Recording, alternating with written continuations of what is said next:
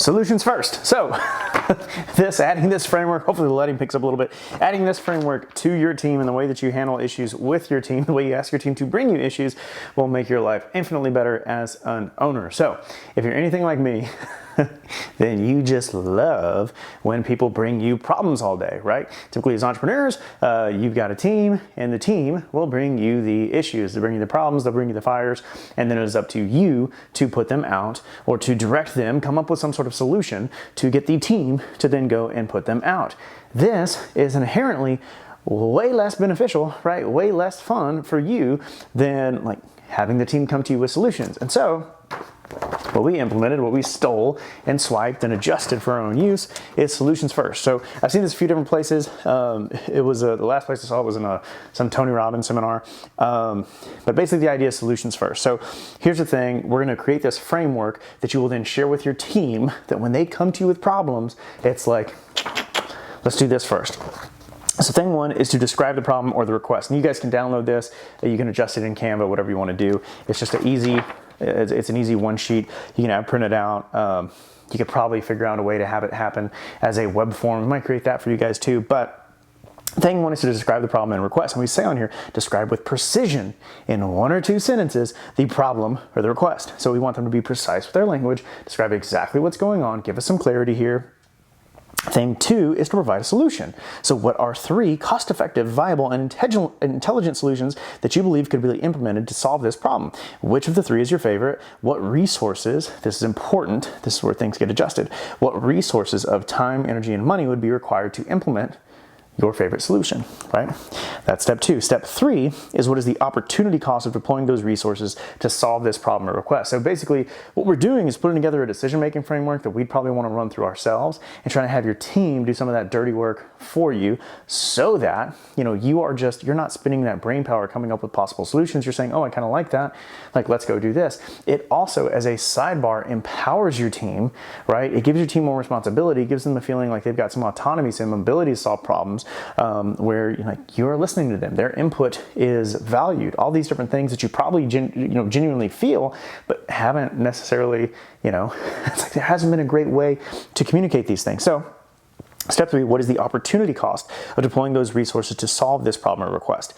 For example, or I guess, i.e., are there other more urgent, more impactful ways to deploy those resources? So we want them thinking almost like a business owner. We want them thinking, okay, well, if, I don't know, members they don't feel like they're getting enough accountability, one of the possible solutions would be to get all of your trainers to go to all your members' houses and make sure that they're eating right or doing whatever they're supposed to do.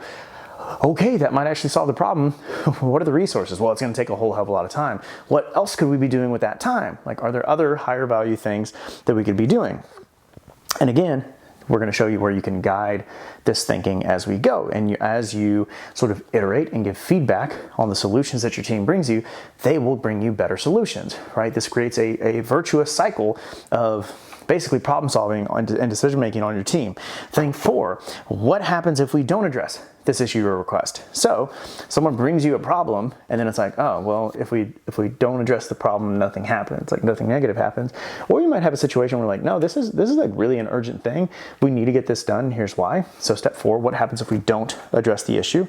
And step 5 is what's the impact of solving this problem or request? What will the benefits be? So we want to unpack the cost-benefit analysis of actually addressing the issue. We want to unpack what it would cost, right, in terms of resources, not just money, but also time, energy, talent, etc., to be able to actually solve the problem based on the recommended solution. And then we want to go through the opportunity cost. So those are resources that you have. Those resources could be used on other things.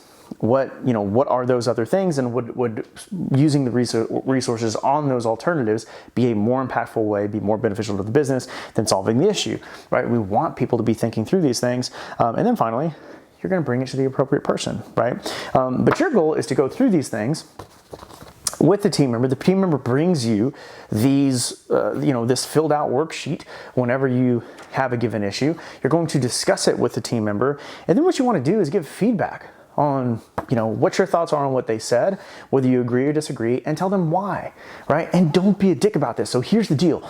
Your team probably doesn't think as well as you do. You've been in this game infinitely longer than they have, most likely. You've had to solve infinitely more problems than they have, most likely. You have infinitely more context and knowledge of like what's happening sort of below the hood in the business than they do, most likely. And so when they come to you with this stuff, like you're trying to encourage your son or daughter to walk, right? Like you're not expecting them to sprint across the room and run a 4.40 the first time when they take their first steps. They're going to stumble a little bit. And so we want to give them feedback on or help on, all right, great try. I guess maybe the infant walking example wasn't the best thing, but we want to coach them up on this process, and we want them to feel good about doing this. So anytime this happens, hey, no, awesome, thanks so much. This is really great, right? Fantastic job, or this is really great. Here's the deal. And here's I want to have a discussion with you on this. Here's one of the things I somewhat disagree with, and here's why. Here's the feedback I would give you. But we want them to feel good about the process. That doesn't mean that we're going to go down a road and utilize a solution that's maybe not the best one, but we do want them to come up with ideas and feel empowered to solve problems in your business. That is the top way, right? The only way that you're going to be fully delegated and sort of operate in that true board of directors, outside investor role is if your team is solving problems for you. And this is one way to train them on that and to help stop using all of your brain power to put out everybody else's fires. So if there's a fire in the business, I want people bringing me, hey, there's a fire. Here's my, proposed treatment plan to stop the fire. What do we think, right? And then we want to give context, right? Give feedback on the solutions that they provided and make them feel really good about the process so that they continue to do this over and over again. And it's a great way to kind of find leaders on your team as well. So I hope this is helpful. There should be a download down below that you guys can grab and utilize for your own purposes. Love, hugs. Talk to you soon.